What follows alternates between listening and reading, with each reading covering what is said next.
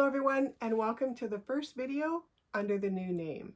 Now if you're not quite sure what that's about, I posted a video a couple of weeks ago explaining why I needed to change the name of the channel, and you can certainly go and have a look at that if you wish. In today's video we're going to stay in the dining room. I'm going to make one of the last freestanding pieces of furniture for that room. Now when I was young we used TV trays a lot. Oftentimes if you're having a big family dinner, there isn't quite enough room around the table, and so TV trays came out to accommodate the extra couple of people, usually us kids if I'm being honest. I feel like with the size of my family, that TV trays are probably a good idea to have around. So these are fully functioning TV trays in that they do fold up. I will be making a stand for them at a later time, and you can let me know if that's something you'd be interested in seeing. But for now, let's get started on today's video.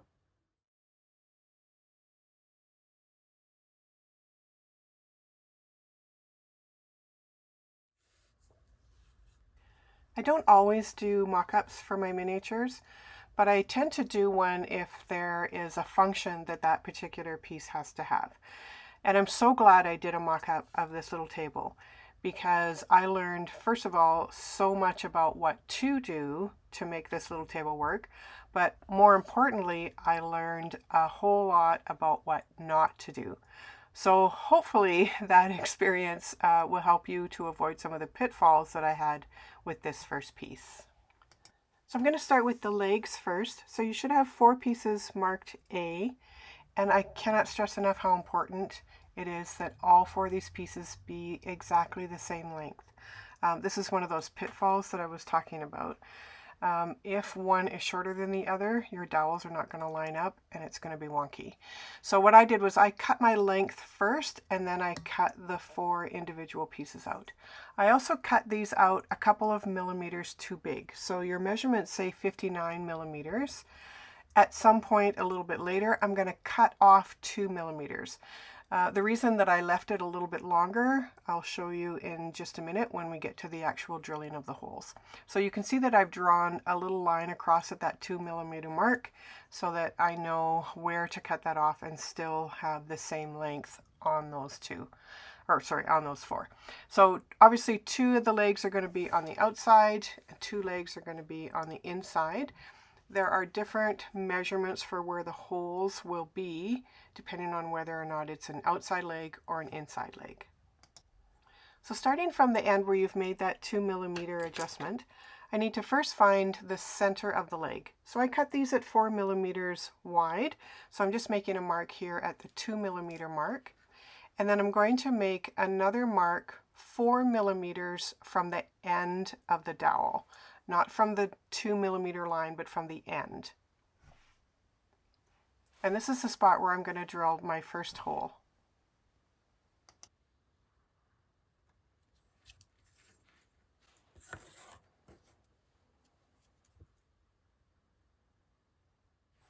I'm not 100% sure what size this bit is, to be honest, but it is the exact same size as these round toothpicks, or cocktail sticks as some people call them. So I'm going to go ahead and drill that first hole in that mark that I made.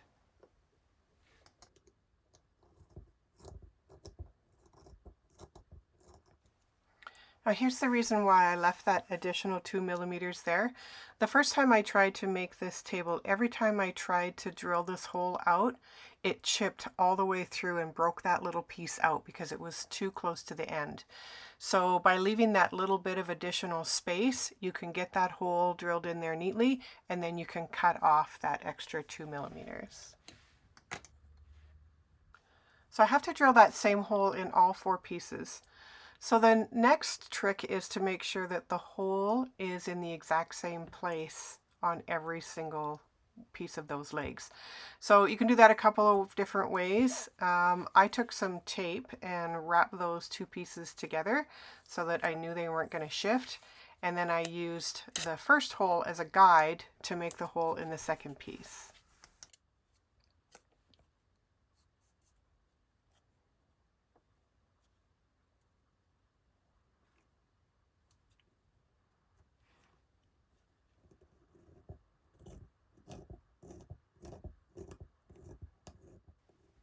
I'm going to repeat that process for the other 2 legs.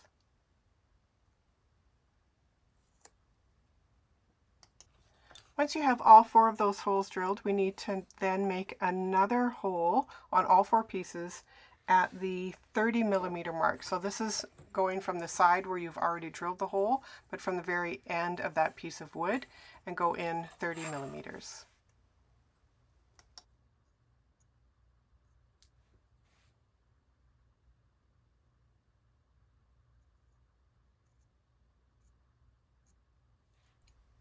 Find the center again of that leg, put a little pencil mark there, and we're going to drill a hole through at that mark.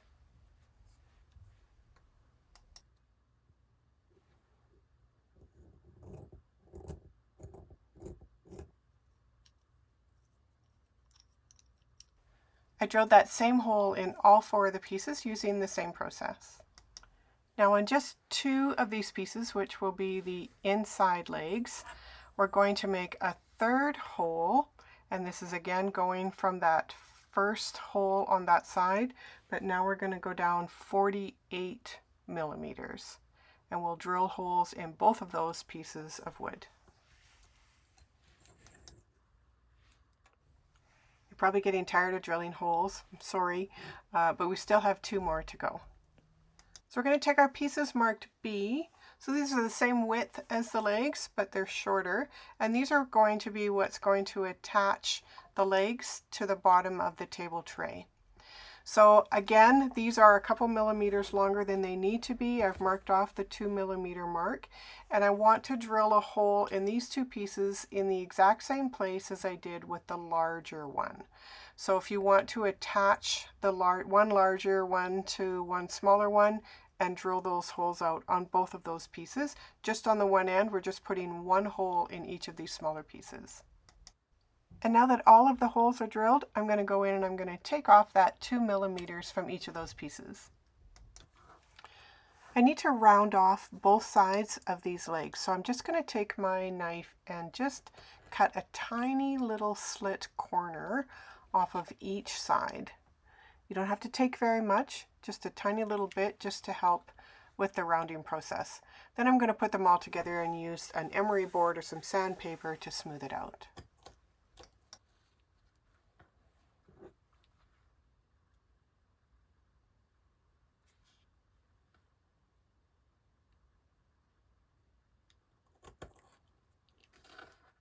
Now that I've snipped off all those corners, I'm going to put all 4 pieces together. I need to make sure that all of the holes line up, and I'm just going to wrap some tape around all 4 pieces, and I'm going to sand them all as one piece.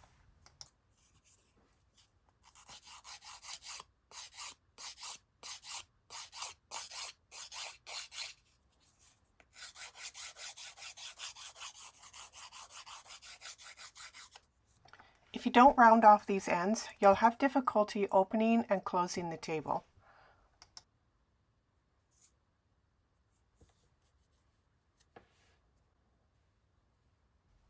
While you've got them taped together, you can go ahead and round the bottom off as well. I know we haven't snipped the corners off on this side, and I would recommend that you not until those top ones, because it's more important that those top ones where the hole is even, and the best way to do that is to not round these off until you've done that. So once that top section where the hole is done, you can go ahead and do the bottom. I didn't find that it was difficult to use the emery board and get them rounded even without snipping them. So that is my recommendation. For your pieces marked B, so these are the shorter ones, I did cut off the 2 millimeter extra at the top, and I did round off these corners. However, it is not as important that these be as even as the legs, because these 2 small pieces are going to be stationary. You just need to make sure that the holes are in the same place, but the sanding of it or the rounding of it is more for aesthetic reasons than it is for the function of the actual table.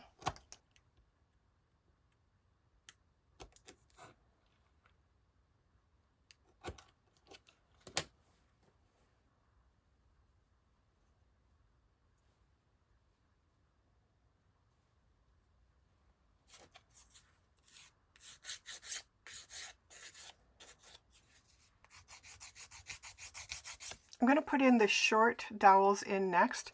So now the size of your dowels really depends on the width of your wood. In this case, my wood is 3 millimeters in width, so I made these 6 millimeters. And we're going to attach them to the outside legs, which are the two legs that only have the two holes. Put one on the top, and then the one in the middle goes the opposite direction. So it should look like this when you're finished. Now these 4 pieces of dowel are going to be stationary, so I've gone ahead and I've glued these in place. We'll put those aside and we'll bring in our inside legs. So these are the 2 pieces that have the 3 holes drilled. And then I'm going to take my 2 longer pieces of dowel, so this would be piece D, and one is going to be glued in at the top hole and one glued in at the bottom hole. Do not glue anything into the center hole. We'll get to that in a moment.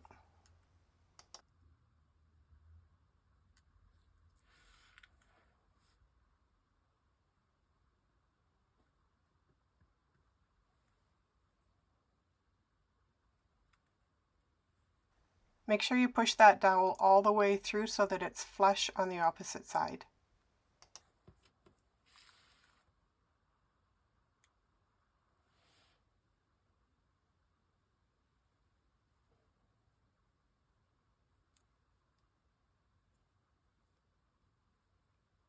I'm just going in and cleaning up some of that excess glue before it dries.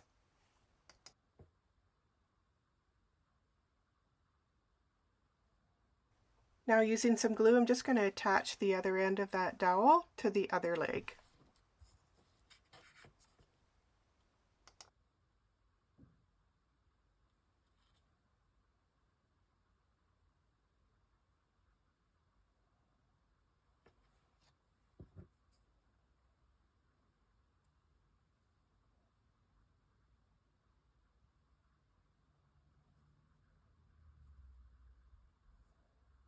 Again, make sure you're pushing that dowel all the way through so that it's flush with the other side.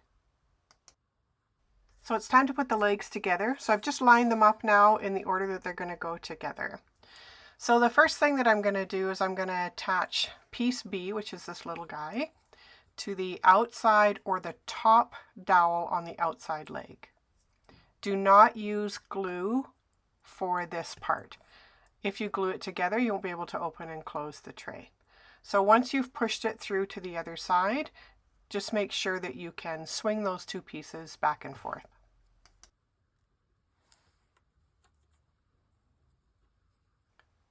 Then we'll just repeat that on the other side. Now that that's together, I can see that that smaller piece is just a hair higher than the other one, and that's going to cause me some trouble if I don't take care of it. So I'm just going to take my emery board here and just file that down a little bit so that those 2 pieces are even on the top. To attach the inside legs, we're just going to push that dowel into the middle hole on the inside. Again, no glue here because we want those to be able to move freely.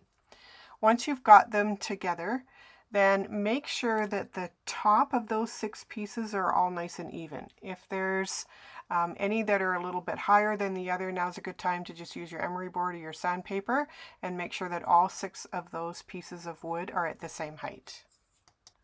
Now that the legs are all together, we need to attach the tray to the top. So we'll bring in our tray top now, and that's piece marked E. So all I'm going to do now is glue that brace onto the bottom of the table.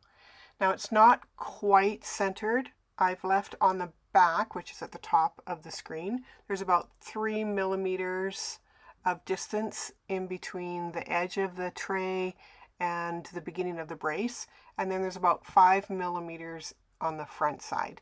And I'm going to do that because I want to put a stopper on the front so that the legs can only go so far. Before I glue it all down, I just want to check one more time to make sure that the legs are going to move freely. So I'm just going to clamp those 2 braces to the side first, and then just test to make sure that that inside set of legs moves across to the other side of the table.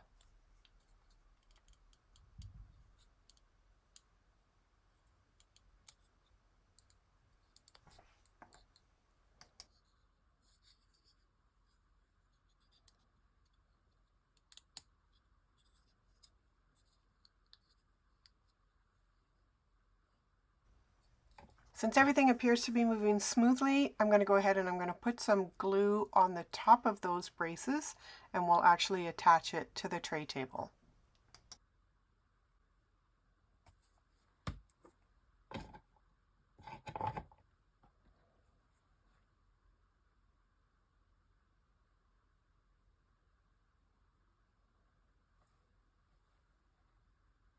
Be careful not to get any glue in between those pieces and glue those 3 legs together in any way.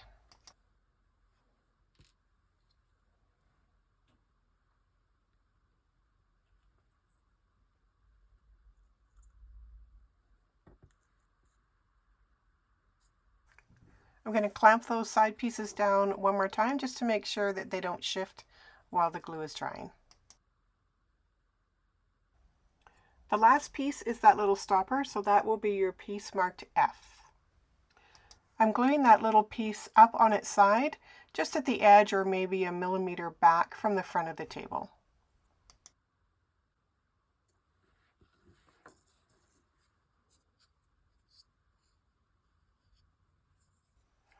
I haven't decided yet whether or not I'm going to paint the trays.